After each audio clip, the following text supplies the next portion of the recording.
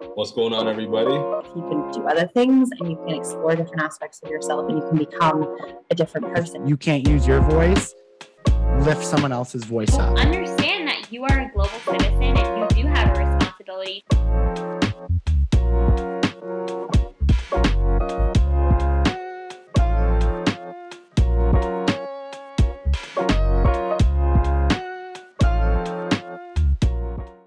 Hey everyone, thanks for joining. I'm here today with Micah and Angelica, and of course Asante.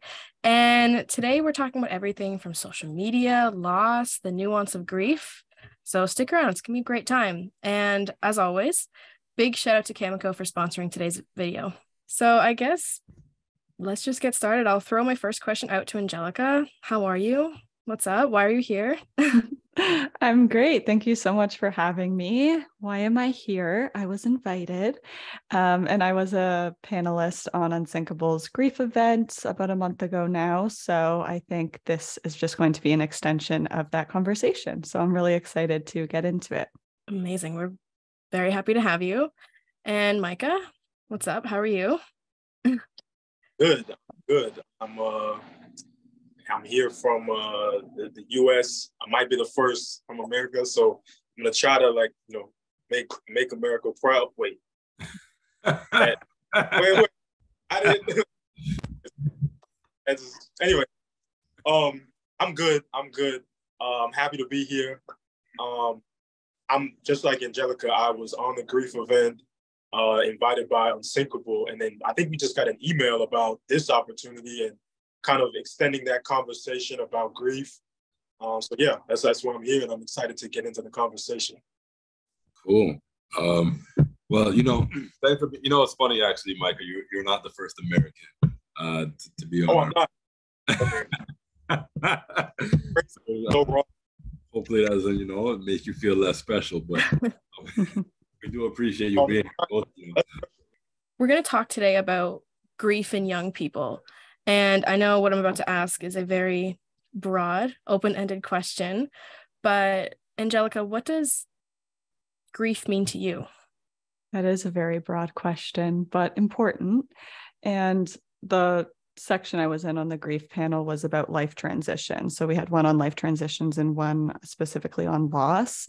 And I think that's a big distinction that you need to make, because so many people, when you hear the word grief, they just think of loss and death, which, like I said, of course, is super valid. I've experienced that myself as well, but we can also experience grief through the loss of identity, just through missing out on something. Like grief comes in so many different forms. And I think it's important to name that and then just understanding different ways that we can cope with it. So it's kind of like this broad topic of the loss of something. And Micah? What does grief mean to me? I think grief is really kind of, it presents emotional complexity. I think it's kind of like a stimulus, maybe. I think in certain parts of your life, you have to deal with certain emotions. And I think grief is one that just sparks emotional complexity. I don't think you can define it as one specific thing, but I think it forces you to kind of go through this entire spectrum of emotions, loss, heartbreak. It can be attached to even, mental challenges, peaks and valleys. I think it does so much that I think to me, it means emotional complexity and really exploring just that spectrum of what it does to you. Yeah, a lot of what y'all are saying is resonating with me personally, but just a follow up, so grief is not a thing that a lot of people openly talk about. So, what motivated both of you to talk about grief and to be so open about it? For me, okay, so it's funny because I got invited to the Unsinkable. Well, I got connected with Unsinkable, which is how I ended up here, because somebody read my latest book, which was a fiction about grief. So I guess going back to why I wrote the book, which brought kind of everything to fruition, I think as a writer, it's best to kind of tell your truth, because then things just flow. And I guess in life, that's important, is just to speak your truth generally. And I think grief just kind of became a consistent theme in my life that I became very familiar with and very experienced dealing with. maybe that's not the best thing, but it's just honest. And so I just got very comfortable talking about it because I've been through different sides of grief, and I understood it from different perspectives in terms of losing people, in terms of losing my parts of my career, parts of my identity, different things like that. I just experienced it on such a wide spectrum that I became very comfortable talking about it. And I wanted to kind of tie it into just the general theme of mental health awareness, which I think is something that we're all, passionate about. So I think it influenced my writing first, because as a writer, you're always wanting to talk about your truth and tell the truth as you know it. And then I think all of these wonderful events like this, like the Unsinkable event, like other speaking things, just came out of that for me. And because I'd already talked about it in a book, which takes months and months on months to write, so you're really in that headspace. I was like, yeah, I can keep talking about this. I've been talking about it, and it's an important message. So that's what it was for me. Yeah, thanks, Micah. I think for me, it was a lot of the same. Like, I was already speaking about this stuff publicly when Unsinkable reached out to me for this event. And a lot of my experiences were through sport. And I would talk a lot about grief through the loss of sport identity, going through 5 injuries in 5 years and kind of like riding that roller coaster of the highs and the lows. So that's why I was also just really appreciative that they had a panel on life transitions itself, and it wasn't just talking about death and loss, because I think it just gives voice to a lot of those other things that happen in life that so many people can experience grief about. And like Micah said, just for all mental health advocates, I do speak openly and publicly about probably too many things in my life, but I just think it's important to actually vocalize, acknowledge, and like, when you kind of release that, like the dark parts, it like makes it easier for other people to kind of open up and feel more validated in their own struggle. And since we're talking about life transitions, and I know it's like the big word that no one wants to mention anymore, but the pandemic,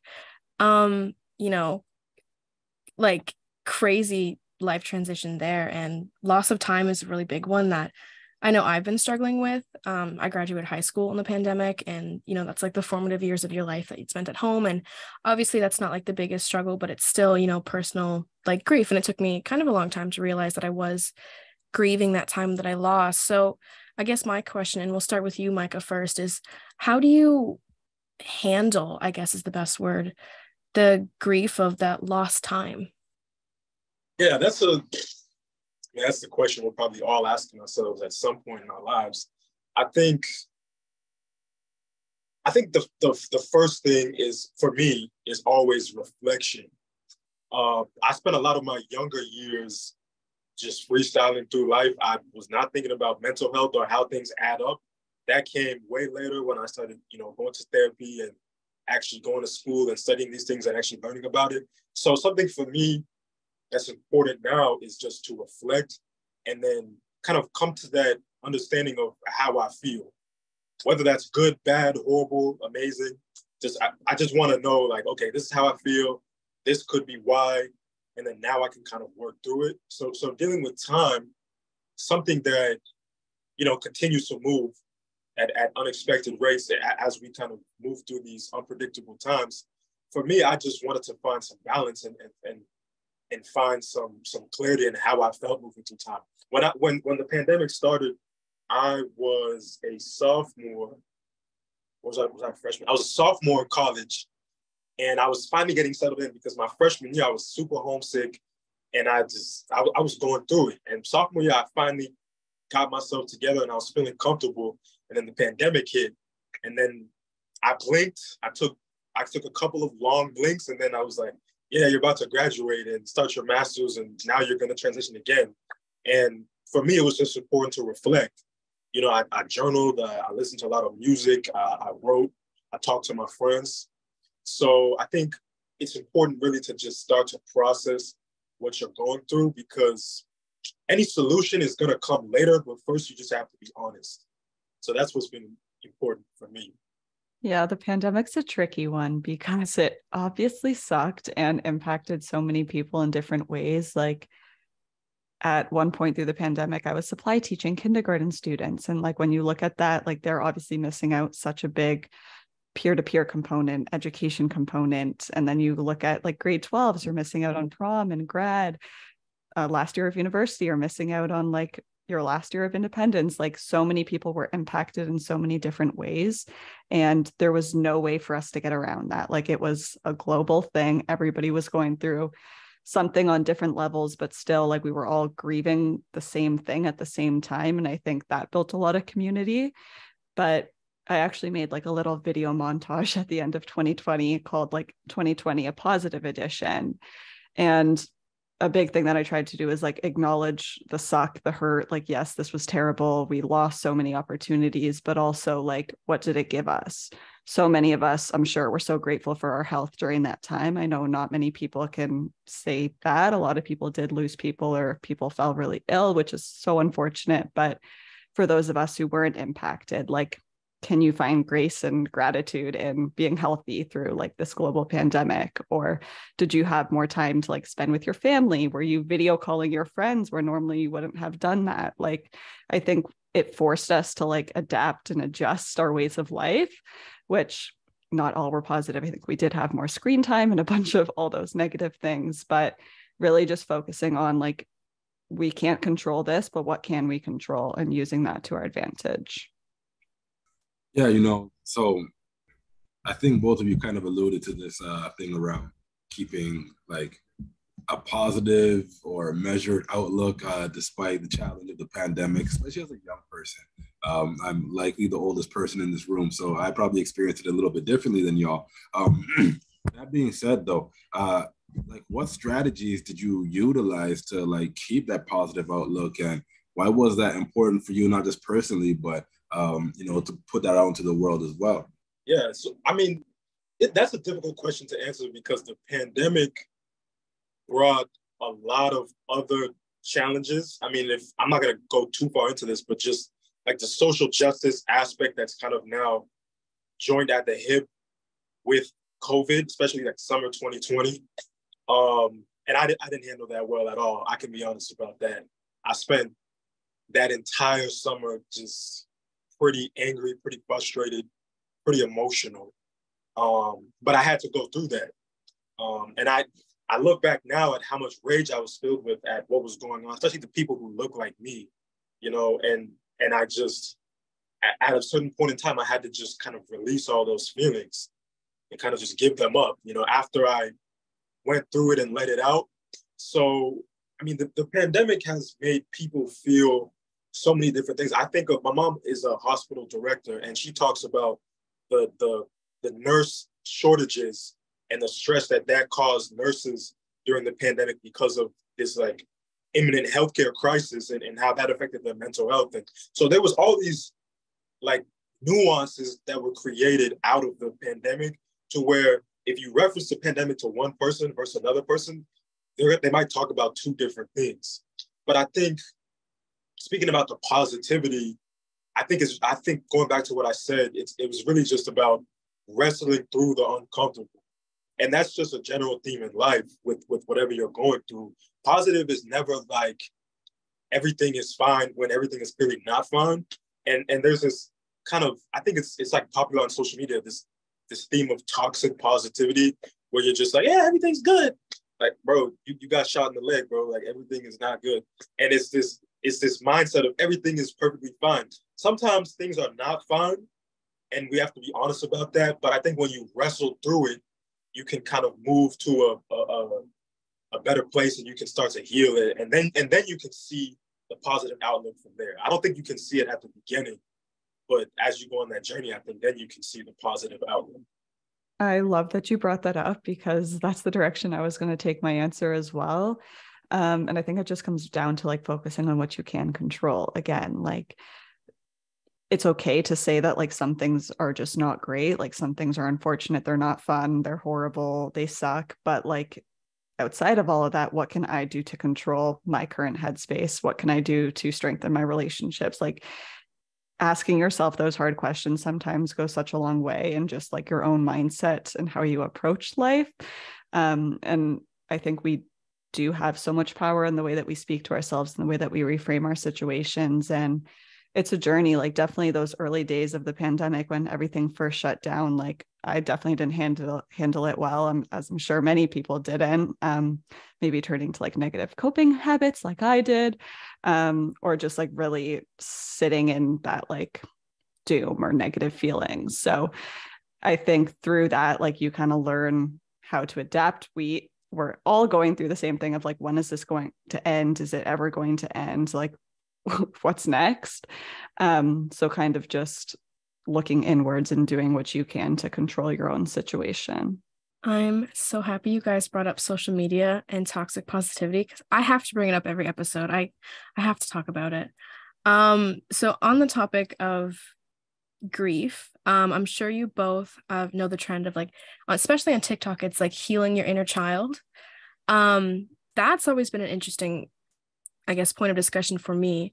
So I guess I'll shoot my question to Micah first. But so this whole trend going around healing your inner child, like, yes, it does bring forth conversations that need to be had about like childhood grief and, you know, healing yourself and mental health. But I guess in your perspective, like, does there come a point where it gets too oversaturated that it becomes just like romanticized and it's actually harmful? Oh, 100%. I mean, TikTok, I think there will be psychological studies on what TikTok is doing to people and really just social media, period, in the years to come. And what's scary is all of this stuff is new, so we're all kind of fresh living through it. But I think in years to come, we're going to look back and be like, maybe that wasn't the best. But I think a lot of things have just become an aesthetic. And part of me understands it because it feeds the algorithm and engagement, and you have to do certain things when you're an influencer. But making very serious topics an aesthetic, or just a word that means nothing more than, you know, a hashtag or whatever, I think that is dangerous just because of the severity of the topics we're talking about. You know, I think once you start looking at these things as, ooh, I can get a couple of hits off talking about this because people are talking about it, I think you're in a dangerous place. And I also feel like, and I don't know if I can back this up, but I sometimes wonder if people are talking themselves into experiences that didn't really happen because it's popular. Because I've looked at some of my locals and the way they've convinced themselves of traumas that just haven't really been in their life because it's like a popular thing to talk about now. And don't get me wrong, if we're going to talk about trauma in a real way, I'm always for that. I'm not trying to be ignorant to that. But I think this trend of engagement and aesthetics and vibes and all this stuff, and even the word toxicity is just another word now. And I do think we have to be careful with just the magnitude of that, because these are real issues that if you're really in the real world with people struggling and suffering, you will realize that this is not a joke. So yeah, I definitely think it's concerning, 100%. I have a love-hate for social media, as I'm sure many of us do. I think it can be such an amazing, positive place if we use it correctly, but also there's so many negatives to it when not used correctly. And as you were talking, Mike, I was kind of just thinking, like, the big one I'm seeing now is when influencers or people online are kind of sharing like symptoms. If you experience this, you may have this. And so many people are self-diagnosing and kind of like internalizing all of these things. And that has such a big negative impact on not just our mental health, but our overall well-being. And I think when you brought up inner child, like, that's a tricky one, because I think like inner child work itself originated in like a therapeutic setting. Like, that's meant to be done with a professional who can really like help you go back into your inner child and like heal those things. But, you know, like putting pictures to a trend and talking about how like eating ice cream is healing your inner child, like there is something to that, but it's so much deeper. And I think that just takes like some of the severity and seriousness away from these topics, like Micah was saying. So it's always just like taking things with a grain of salt and knowing that, especially when it comes to mental health, social media, like these topics go so much deeper and can't be so surface level. Can I just add one thing to what Angelica said? Because you made me think about something. Have you guys seen that trend where the sentence will start with "psychology says," And then it's this random thing that nobody ever said. And that's when you were talking, Angelica, I was thinking about that. And I was like, this is really concerning, the amount of, because it's making people, like you said, self-diagnose. And you're looking at a video that no research, no psychological research went into this. A dude just posted it and said, yeah, I'm credible, you know, believe me. And now you're like, oh, wait, I think I have this, I think I have that. And it's just, like I said, because all of this is new, I don't know if we're going to see the real effects until 2030, 2035. I don't know, but it all concerns me. And you brought up some great points that made me just think. You know, I'm not really all up on social media like that. So like, I don't even know about this trend y'all talking about, but that being said, you know, I am concerned myself a little bit about, you know, the things that we are talking about. And, you know, Michael, you just said it makes you think, and I'm curious to, you know, both you and you, Angelica, as well. Like, what do you think the like long-term impact of, you know, this kind of engagement will be for young people? And you know, coming back to this whole topic of grief, I wonder, like, how it might impact their identity now. And then, you know, maybe 5, 10, 15 years down the road, they start thinking, is that the real me? Or is that, you know, a projection that I assumed based on what was happening in the social media environment, that maybe some grief will happen? I don't even know if this is a real question, but I'm just curious to hear your thoughts about, you know, this dynamic. I'm personally terrified for what the research will show, because I know it will not be great. Even just something as simple as like attention span, like that's a big thing right now, is like scrolling on TikTok, watching like 30-second videos, like you're just constantly going, and that's obviously not healthy. But a big part of my story too that I talk about is like back in high school, that's when like Instagram really first became a thing. And I was the person who like became quickly obsessed with their digital identity. Like I was editing my pictures. I was only posting the highlight reels. I was so obsessed with like the followers and the likes and the comments. And that took such a big toll on my mental health. And that's where a lot of my like body image issues started, because I was like hyper analyzing every single thing about every picture taken of me.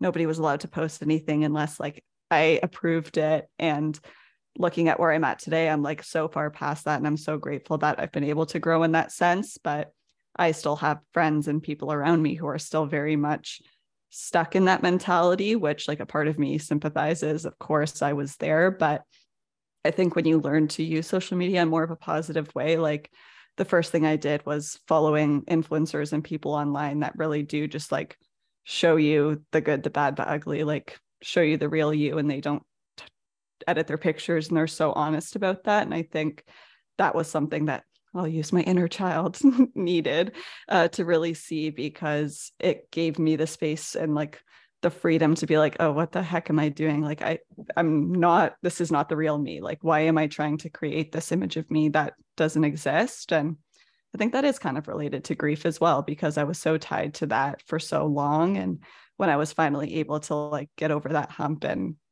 really dive into like this new version of me, it was so freeing. And I do feel sad for my past self, but I'm also so grateful for where I am. Yeah, you know, Mike, I'm also curious about your thoughts around like this dynamic as well, you know, like thinking about these young folks who are engaging with social media this way. What do you think the impacts might be long term? I think the impact is going to be colossal, first of all, because I always say to my friends, I feel like social media is its own world that's like almost separate from the real world. And you can exist within the social media ecosystem as like a completely separate entity from reality. And I feel like that's just a dangerous place to be, because of how much power that kind of gives to your mind, how much unhealthy power that could give to your mind.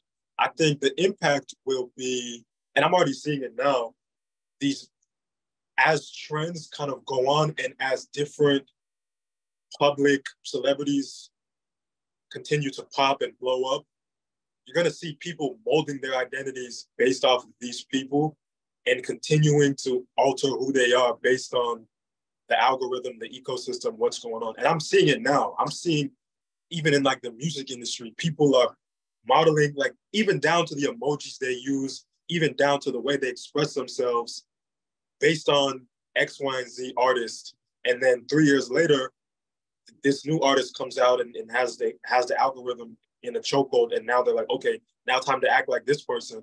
And I really worry about people being built up with a solid foundation.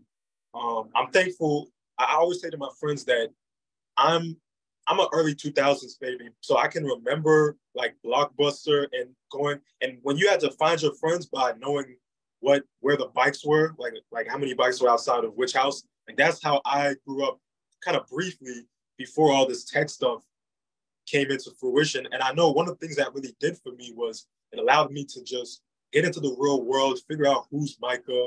I had my parents as well who were very strict, and I didn't get to go on Instagram until I was like 15.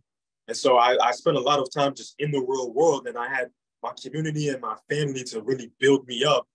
And I mean, I still have my own personal struggles, but I think that was key. And that's something that is missing from, I think, the new generation and generations to come, where they're going to be looking to social media for advice for who they are, for how they deal with mental health, for how they deal with so many different facets of their life. And yeah, I just think that's going to create these super complex, super inconsistent identities in our youth. And I'm concerned for what that does as they kind of try to blossom into adulthood. But I guess we're going to have to just find out and try to be a part of change however we can. Can I add one thing super quickly? Just as you're talking, it made me think that like media influences are not new. Like this has been happening since TV started. And I'm reading a book right now on like diet culture. And that was such a big thing when like, you know, all you saw online or on TV, was like the super skinny girl. And that was like what everybody looked up to.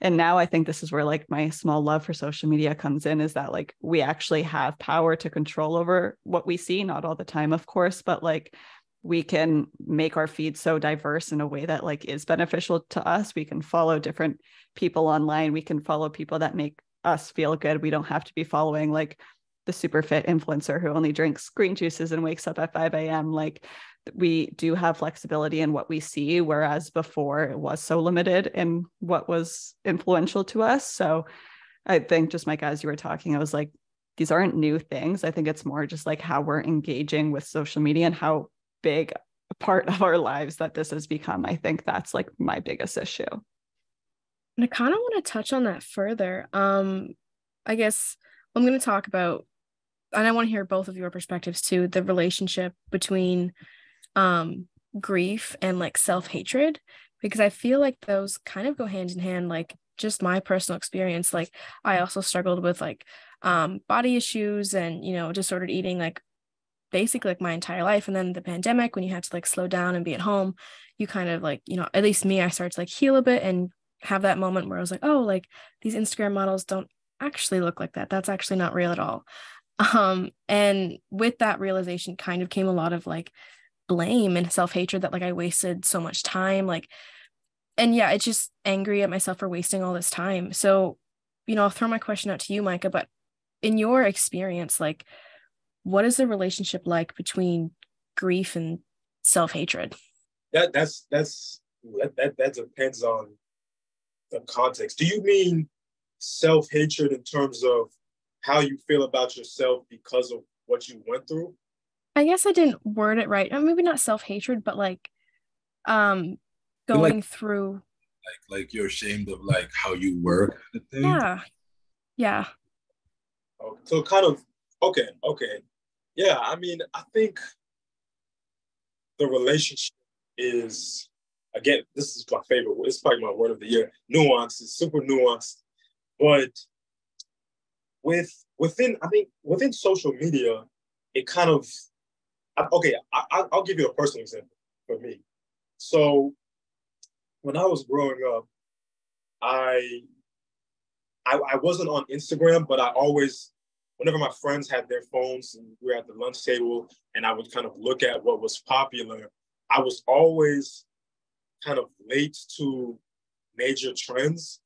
And so I always felt like I was kind of behind on certain things. And then as I got older, and then had my own smartphone and had my own things. And I was like, wait, now this is not cool anymore? Like, what do you mean? And so I spent a lot of time feeling like, and I kind of missed out on some key elements of my childhood. And I think what that did with my social kind of dynamics with people and how I had to work through feeling like I could have handled that better, or I could have probably dealt with that situation better. I think that was more kind of the just those conflicted feelings within myself. So for me, I kind of just had to work through what I felt in connection to where I wanted to be mentally, spiritually, emotionally. And I think that's why I drew the connection really between, I guess, grief and, like you said, self-hatred. Because to me, going back to reflection, I think grief, you spend so much time in reflection, and then thinking about the self. For me, it was always, where do I want to go? Where do I want to end up? And because I spent so much time not thinking that way, I think that's what made me really beat myself up, was dealing with so many different, mental issues and I mean, nothing like, clinically diagnosed, but just struggles and, everyday things like that.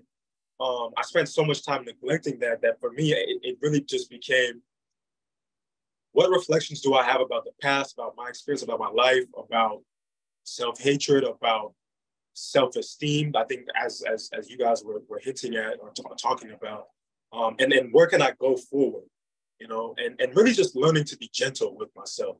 I think that's one of the biggest things. And Angelica, you talked about it earlier, the way you talk to yourself. I think that goes hand in hand with grief and self-hatred, is learning how to be kind to yourself, learning how to talk to yourself positively, like how you would talk to your best friend. If you saw your best friend going through something, you're gonna like uplift them and support them. But then with our own selves, we're so hard on ourselves and we sometimes talk to ourselves very negatively. So I think that was a big part in transitioning to where I wanted to go, was learning how to talk to myself and how to be kind to myself. So how do you become yourself? Maybe for both of y'all, it seems like both of you do like this like introspective, reflective piece on your own. Michael, you referenced therapy earlier as well. Angelica, you've talked about some of the more positive aspects of social media that you engage with. So like, how do you kind of like arrive at that place that Michael was talking about, where I'm kind of losing the words here, but I'm trying to get at, like, how do you arrive? You can go, because you were talking about it earlier, so you can go if you want. Yeah, this is tricky. It's tough. I think a lot of it for me is like asking those deep reflective questions, as hard as they can be. But like truly, once I started doing that, it like made me see the world differently, I swear. But a big part for me was like, especially going through like my depression in high school, like I was really going through a tough time. And one of the biggest things for me was adding the question in the morning saying like, what do I need today? So like, of course, I had my school responsibilities. I was a high level athlete. I had soccer practice after school. I had to do all these things, but like, what was I needing? Like, did I need a nap? Did I want to read a book? Did I want to eat McDonald's? Like really just pouring into your own cup. It really does come back down to the basics, because you can't be your best self if you're not giving yourself what you need. And for some people, this looks different. Like maybe it's practicing positive affirmations. Maybe it's journaling. Maybe it's simply just like going outside for a walk and taking time away from your screen.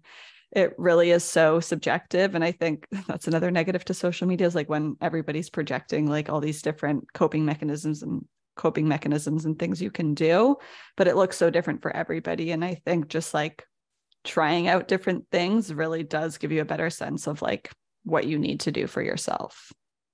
Building off of what Angelica said, I definitely think it's important to emphasize that it does look different for everybody. That kind of goes back to the whole recommendations and tips on social media and how you have to take those with a grain of salt. I know for me, just thinking about being kind to myself, one of the things I did was I learned from the people around me, especially like my parents, because I was very close to my parents growing up. my mom was often somebody who was like a superhero, always trying to save the day in everyone's life. And then she often wasn't able to pour into herself and kind of give herself that time for self-care. So one of the things I learned from her, she's worked on that, and we've talked about this together, but one of the things I learned is that I'm not a superhero. And so I don't try to, sometimes I have a tendency, because I guess I wear my heart on my sleeve. I like to help people, and I love my friends, like I'd do anything for them, but I had to learn to place boundaries. And that doesn't mean being like nasty to people, like, oh, I don't have time for you, but just learning how to place boundaries and not feel the need to save everybody else. That one thing changed my whole life, that one thing. And then I'd also say getting better at controlling what environments I put myself in. Like I became, I guess, a really rational thinker, which I know is probably not the best when we're talking about mental health, because it's so nuanced and it deals with emotion. But I started to realize, if I'm entering into environments that are not good for me and then trying to heal afterwards, I'm doing the work kind of backwards. So I started to really reflect on, what spaces am I walking into? What people am I hanging around? What am I digesting on my, social media page? All of those different things. And I really just tried to control what was within my power, just to allow myself that space to thrive and feel better. And so that's really how I was able to have the time to be kind to myself. And then going back to what Angelica said, talking to myself and speaking words of life into myself. One of the things I think we all probably struggle with in some kind of aspect is this whole comparison culture thing, looking at the next person. And I really drilled into my head, and this was years and years of doing this, of like, I have to respect my own individuality. I'm on my own journey. Nobody else is Micah Dewani. I don't want to be like anybody else because I'm uniquely made. And really drilling that into myself really helped me to find peace. And so I'm thankful that now I'm at the place where I don't look at anybody else's life and have desires or wishes to be like them, or insecurities that come out of looking at their life. I've really worked on that to speak positively into my life and just allow myself to respect my individuality. So those are kind of the 3 ways I've really learned to be kind to myself. But yeah, everyone's is going to be different. You guys both have just so much great insight. And I mean, I'm very thankful that you guys have chosen to share your insight with the world. So I guess my question is, was there a defining moment in both of your mental health journeys that made you decide, like, I want to speak out? Or was it more of like a gradual buildup? And I guess I'll start with you, Angelica. Oh man, this is tough. I don't think one particular moment. It was definitely a gradual buildup. My story itself is quite complex, goes in so many different directions, but I think just very briefly, like going from when my depression first started in high school to going through all my injuries, moving to the States for soccer, coming back home, like I was just dealing with so much. And in between that, I kind of dipped my toes in the water and would tell some people, maybe post one thing on social media, not to the extent that I do now, but slowly just seeing how it felt for me and how it landed with other people. And I think through time, it made me realize that although I've gone through these very unfortunate things, other people are going through this too. And anytime I would share something, even just one-to-one, it always seemed to have a positive impact on those I was speaking to. So I think that was just my whole motivation for even doing everything I'm doing now, was just that if I can be that voice, that person to share the negative sides of not just mental illness, but life and everything I've gone through. I want to be that person because I've come to a place that I'm so comfortable being vulnerable, even though sometimes it's really hard. But I think that's where so much growth happens, when you can show up authentically, again, the good, the bad, the ugly. It's so powerful when we can just show up that way in person, online, however works best for you. But I think it's just been really, really inspiring to see other people's reactions to it. And that just like keeps me going. Yeah, for me, I would say the same as Angelica. It was kind of gradual. And this is something that, listening to you talk, it makes me think your journey is just super inspiring because I can relate to, I mean, we played the same sport, soccer, and I went through my own kind of situation with my heart complication that cut my career completely.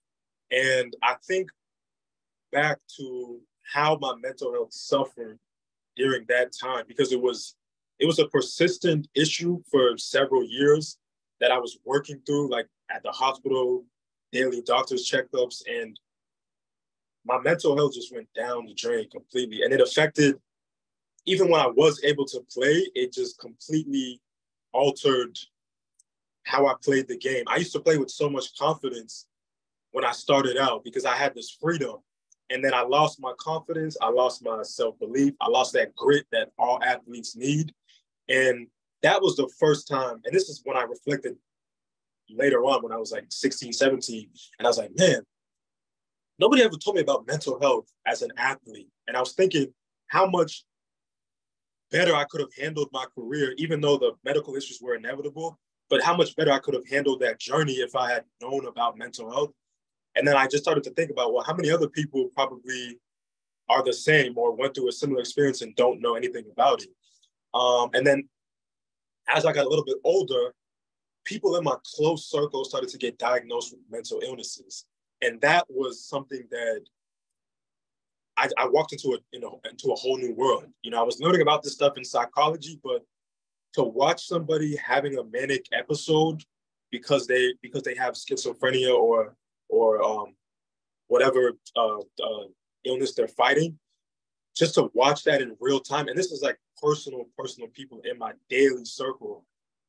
I just looked at the severity of this, and I looked at how their access to help was limited by the stigmas and by the how long they waited to get help, and partly because they didn't know how people would accept them as they opened up. Hey, I have bipolar disorder. Hey, I have X, Y, and Z. And I looked at the stigmas as kind of a big blockage in just opening up these conversations and working through different challenges.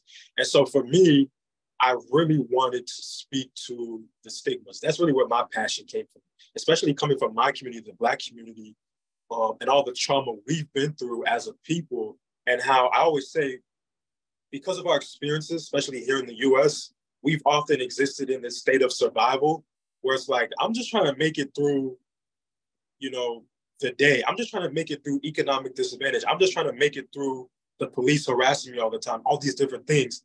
And so we're so far behind in understanding these psychological themes. And so I really, my passion came from wanting to expose my community to these themes so we could talk about them. But then as I did that, I was like, oh, this is a worldwide thing.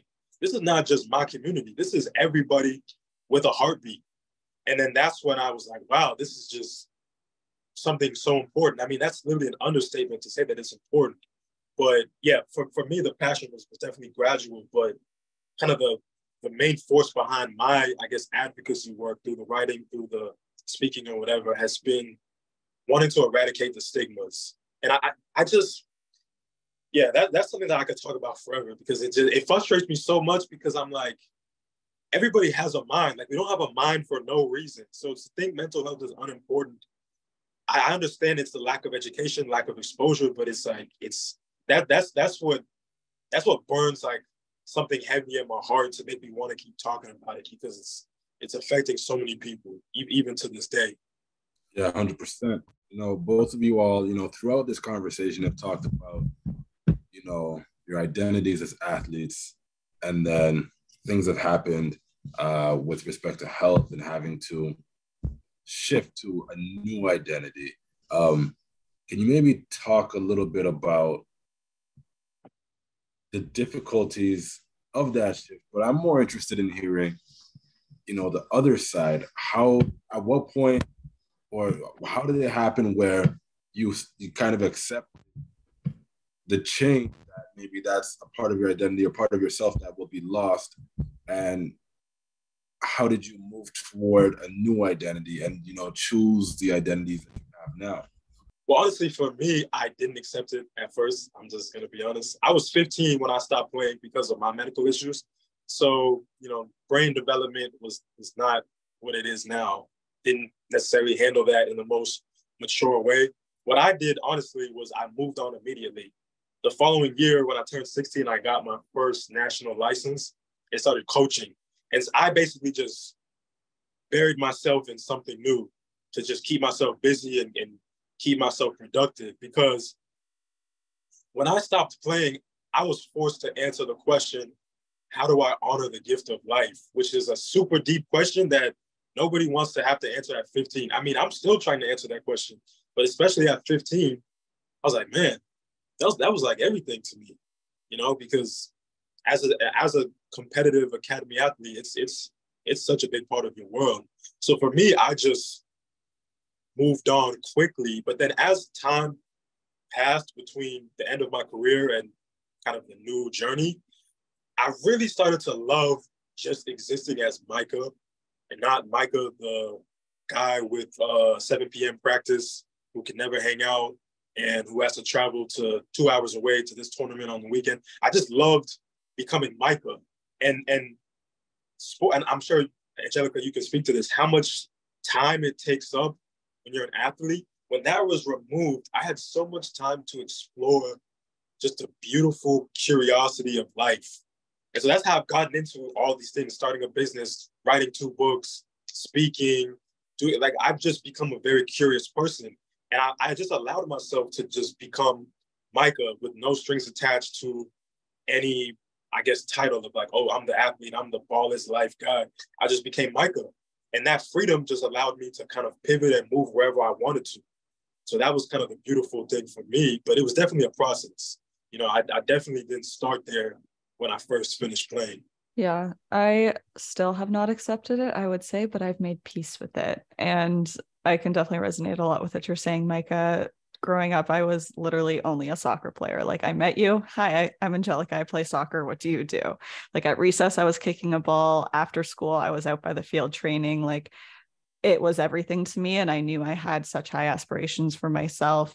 I had like a bit of natural talent and just such a strong like desire to get better all the time. And again, when I was going through that like initial rocky phase of my mental health, like soccer was the one constant in my life. And it was the only thing that was giving me purpose. It was the year my club won nationals. And it was just like literally the only thing that kept me going. And I think that just like deepened my passion for the game, even got the word passion tattooed on my wrist because of that. But I think for so long, like it was just my entire identity, my whole life. And then when I started going through these injuries, it really made me look at myself from the outside, like, okay, who is Angelica, not who is Angelica, the soccer player. And it was tough because like, I mean, my injury journey is so complex. That could be like a 4-hour conversation, but like after each one, I kept coming back and I would get different success. So after nationals, I got hurt again, and then I got a D1 scholarship, and then I got hurt again. And then, so it was just like, I knew there was still more. There was always more that I was still chasing, but then some fluke accident happened and kept tearing me down. So I found myself asking so many whys, like, why is this happening? Like, I thought this was my only purpose in life. Like, why me? One was just standing up out of a chair. Like, how did that happen? What's going on? And I think that just made me like really internalize so much of this. And then through my injury and recovery, you know, like each knee surgery is at least 8 months in recovery. So it's like you're spending so much time in the training room outside of sport. And it's like, okay, what are you thinking about? You have to think about life at some point. And every time I recovered, people would always ask me like, are you crazy? What are you doing? Like, you're not going to be able to walk in 5 years. And I truthfully didn't care. I was like, I know there's still more that I can give to the sport, and I'm going to, like, until I literally can't walk anymore.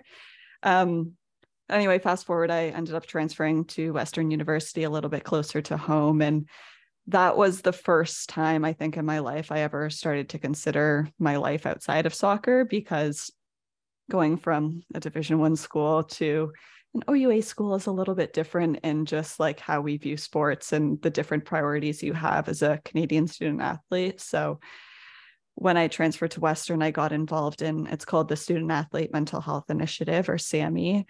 And that was like such a crucial moment in my life, because for the first time I had time to like get involved in community initiatives and things outside of soccer and school. And I think that's ultimately like what kickstarted my advocacy journey, even though I was doing things like that before. But that first time really just like looking at myself outside of just being an athlete was so monumental in my life. And yeah, so definitely have not accepted. I still think a lot of the things that happened did not need to happen, but can't change the past. And here we are. I wanted to ask Angelica, as I was listening to you, do you still watch soccer or just sports in general? And what state of mind are you in when you're watching? What does that do to you mentally? Because I have my own answer, but I'm curious for you, because that's still like a kind of a direct connection back to the sport, and it can take your mind at different places. So yeah, what does that do for you? Yeah, I definitely still watch, and I actually do still play in a competitive-ish league, but still not to the level I was. And I think that's been so helpful for my mental health, just the fact that I'm like able to still play and do the things I love, but at like a much less intense pace. So it allows me to enjoy the sport and like build that love for it again. And also just like gratitude that I still can play given all my surgery. So I think just like staying connected to the sport in some way has just been really, really helpful. Kind of, wrapping up here, I always like to ask, if you could go back in time and give past you one piece of advice, what would you say? And Micah, we'll start with you. Only one. Man. Is this to any point in my childhood? Like, yeah, you choose. This is your question. You got it. That's tough, because me and my friend the other day were talking about if we knew what we knew now, we would be burdened with such a deep level of consciousness that a child shouldn't have. Like, as a child, you should kind of just be thinking about Nickelodeon and Christmas, and so it's a tough question, because I wouldn't want to burden myself with all of the complexities that race through my mind now. But I guess the one thing I would say would be the one piece of advice I could give myself would just be figure out what taking care of your mind means to you, and I guess what that means to you where you are. So it may not be what I would do now, but what could I do as a 12-year-old, as a 10-year-old to take care of my mind, just so that there wouldn't be so much to work through once I got older. I think if I'd started prioritizing that concept, taking care of your mind, as I take care of literally everything else, hair, clothing, all that stuff, like my mind, it's never dawned on me. So I think that's what I would go back and tell myself. And I would say, figure it out how you want to do it, because you don't need to be unpacking, these super deep concepts that you're going to learn in college, but what can you do to help yourself as a kid? And I think that probably helped. So I actually always wrap up my podcast with questions like this, and I think it's so funny, but now that I'm on the spot, I'm like, crap, this is so hard. But I think the two I would say is, the first, just allow yourself to feel your feelings. That's the good and the bad. I think sometimes giving yourself the space to like acknowledge those negative things is so needed in order to get to the other side. And then the second thing would just be like, it does get better. No matter how crappy your situation feels right now, there is a light at the end of the tunnel, which is my favorite quote. And I always just add a caveat to that like, you might not always be able to see the light. It might be really far in the distance, really like shaded off, but it is there. And you can do things every single day to make that light a little more visible. So that's what I would say.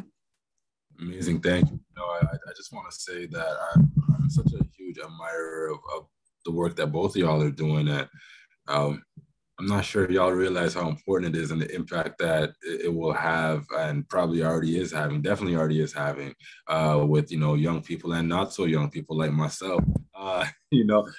This grief thing, intertwined with the identity piece and the mental health, and even talking about social media and how all these things are intersecting. I think right now is a conversation we need to be having more of, especially as we come out of the pandemic. And I'm really happy that the two of y'all are so generously and gracefully addressing these topics. It's really important. And I just want to say thank you. Yeah, I totally agree. I'm just in awe of both of you. Thank you so much. Thank you so much for having us. It's been a blast. Yeah, thank you. It was great to hear about this opportunity, and it was great to listen, honestly. As much as I wanted to, kind of give my own feedback, it was honestly great to listen and just listen to how the conversation went and learn from you guys. So thank you. Appreciate y'all, man.